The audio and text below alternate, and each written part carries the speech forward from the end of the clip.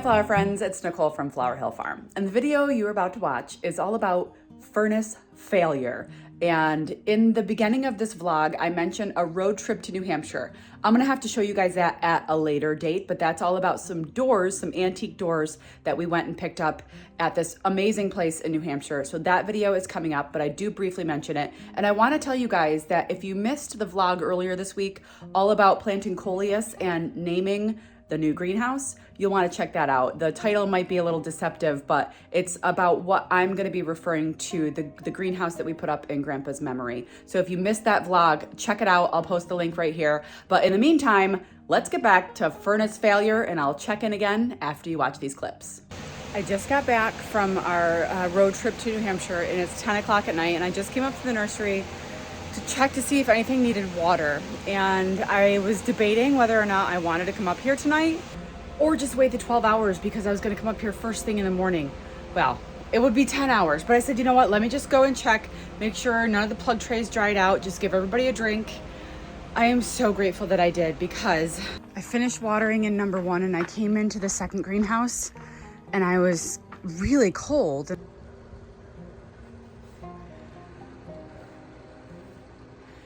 That's not good. I can save my breath in here.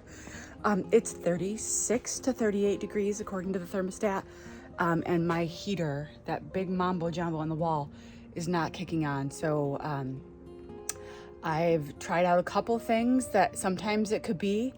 My propane's full. I know that. I've got monitors on my tank. It's not a propane issue, but you can hear it. So this is the thermostat and you can hear it. Okay, here's the white thing. It just clicked right there. So it's like 32 in here and the heater's trying.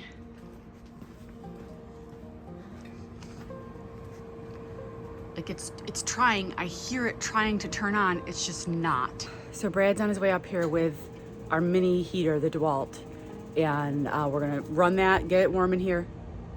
It's trying. It's really trying, but Brad's gonna take the side off. He's done this before, and I said, just please tell me how to do it. He said, I need to visually see it. He couldn't walk me through it. So he's on his way up here, and we're gonna try to get the heat back on. In the meantime, I started moving baskets. So there are some hanging baskets in here, and some things that just can't handle the cold. Oh my God, it's kicking on. Okay, it just kicked on for the first time. This was not happening. Oh my gosh, I've been here for 25 minutes playing with this. It didn't stay on. It blew for about 30 seconds till Brad's here with the machines.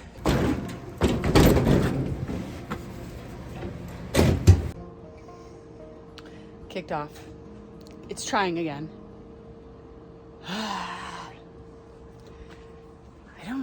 It might be time for a new heater in here, but I don't have any details on the age of it.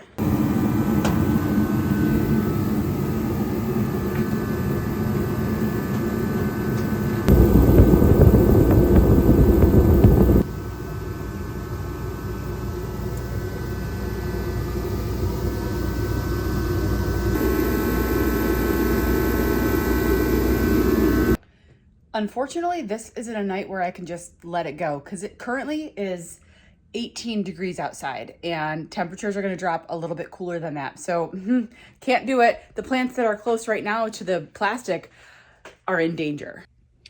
I'm stress eating some chocolate my mom bought me.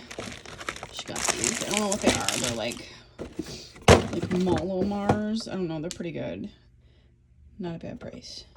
Okay, Brad figured it out. The exhaust is plugged. We got a foot of snow today while we were out of town. So he's getting a pole, roof rig pole, to kind of try and hit the chimney basically and empty it out. All right, so yeah, we got snow today. Oh dear. Okay, it's running and it feels warm. No wonder it kept trying and trying and trying and trying, but it couldn't because there's no exhaust. All right, I've got my monitor in here. It seems to be running. We've been here for about half an hour and it's been kicking on appropriately. So we will see. We can't get it to stay on. I might be pulling an all-nighter. I did make a call to a 24/7 emergency service, and I just left a message. It's a guy I know. He's been in my house before. It's a small town. Everybody knows everybody. It's Perry, so Perry might be stopping in. I left a message, and that's how it works. I mean, it's almost midnight on a Saturday. So I just left a message on his emergency line, and I'm hoping to hear from him because he's actually worked on these heaters before. In the meantime, we've got that running. I don't want to be running that. I know a lot of times people have warned me that using those machines could have some damage to the plants because of the fumes that are involved in those heaters. But we also just want the heater running so that I can go home and get, 4 or 5 hours of sleep. I moved the Bluetooth temperature monitor back here where the coleus is, and it's reading 45 degrees right now. 45 degrees in the back of the house, and that's with that little heater going. That's not ideal. I mean, it's not going to kill them, but it's not ideal. Okay, now I'm turning on and off the thermostat on demand. It's back on because Brad has rigged something up. He's got 2 wires and he's connecting them because he thinks the switch is bad. Even though it started to work when he cleaned the exhaust, and it stopped working again. It's blowing heat right now. But it's like one of these things where I'm terrified to leave because what if it stops working again? But that's why I have the Bluetooth monitors, and I can check on my phone. So if I wake up at 1:30 in the morning and check it, I can see what the temperature is, and if it's dangerously close to anything, I can come up here and turn the portable heaters on. Whew. Not stressful at all. This is exactly what I wanted to be doing at midnight on a Saturday. Yeah, it's on 80. It's still blowing, isn't it? It's currently 12:30 and the heater is running right now. We are very nervous because there's something electrical with it. I've not heard back from the emergency electrician. Well, he's a HVAC guy. My dad's an electrician, but my dad's out of town, so that's not great. But however, we have the heaters running right now. We're going to keep it on at a fairly high temperature so it stays on. And then we have the portable heater, and we're going to set that at 40. So if the temperatures drop to 40, then that will kick on. So go home and get a few hours, and who am I kidding? Every 15 minutes checking the temperatures, which I have the capabilities to monitor. I'm tired. Yawning pretty good, so it's been a very long day. We've been on the road for most of it, and then I came here just to check on just to water the babies, and found a pretty drastic situation. Ready to go home? Okay. I'm taking off, and I am gonna be monitoring all night long, but at least I can do that like laying down, and then come in the morning and see what the deal is, and hopefully I can get somebody here with either parts or something to fix it. I go home and I close my eyes, but I got one eye on the monitor, so you can see 2 o'clock in the morning, it's 54 degrees. I can go back to sleep. This is 4 o'clock in the morning, it's dipping into the 30s, and now I'm concerned. 20 minutes later, 38.1, no movement. This is when I get out of bed. Well, it's 4:30 in the morning, and things are not good. We got problems. Standing back here where the monitor is, and it says 38.1 degrees.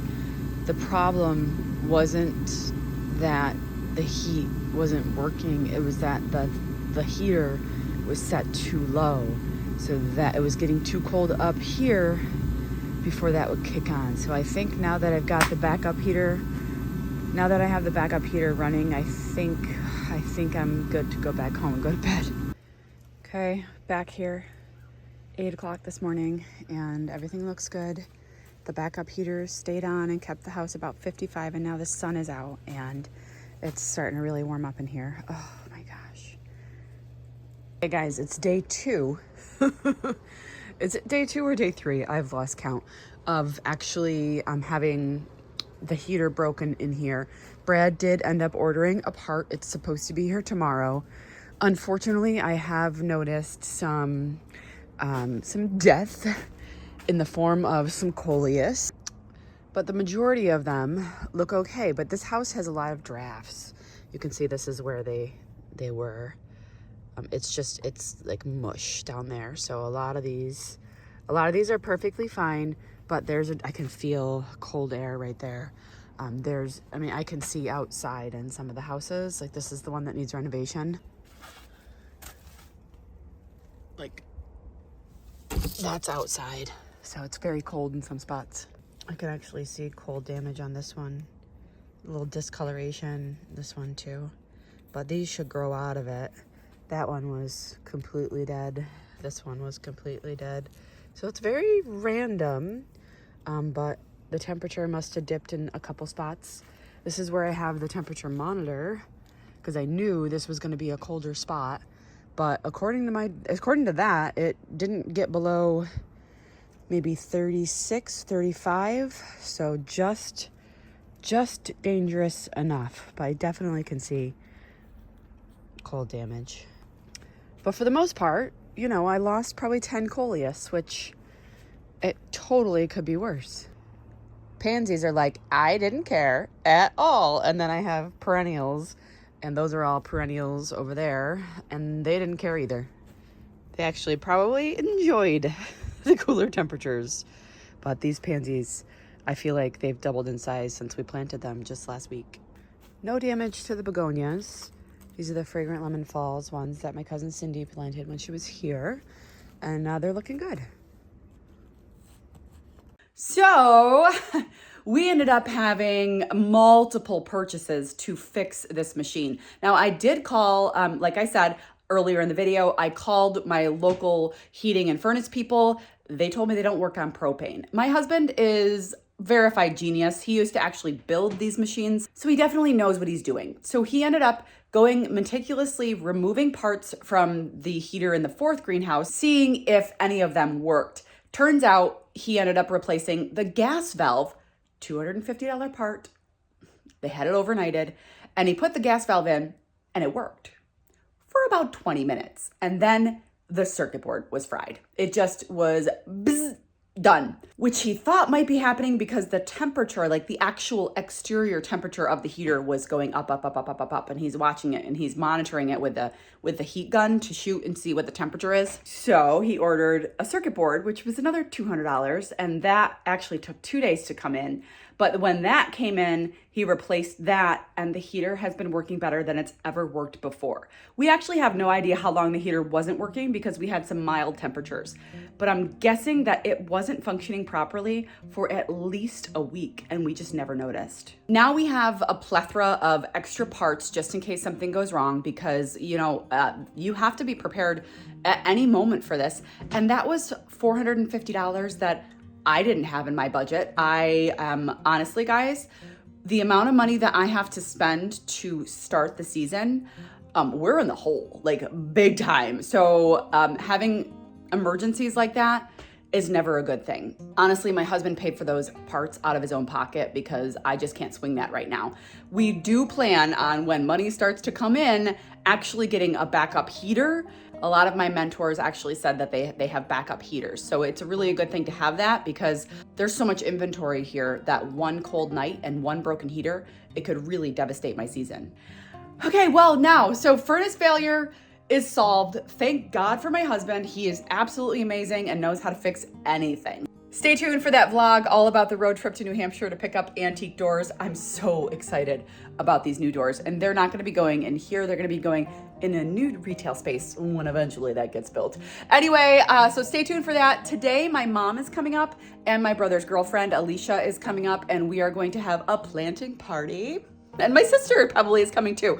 So I'll record as much of that as possible and share with you guys the ongoings here. But thank goodness for my husband. He is a genius and he can fix anything, and I wouldn't be able to do any of this without him. Anyway, guys, thanks for sticking around. We'll see you soon.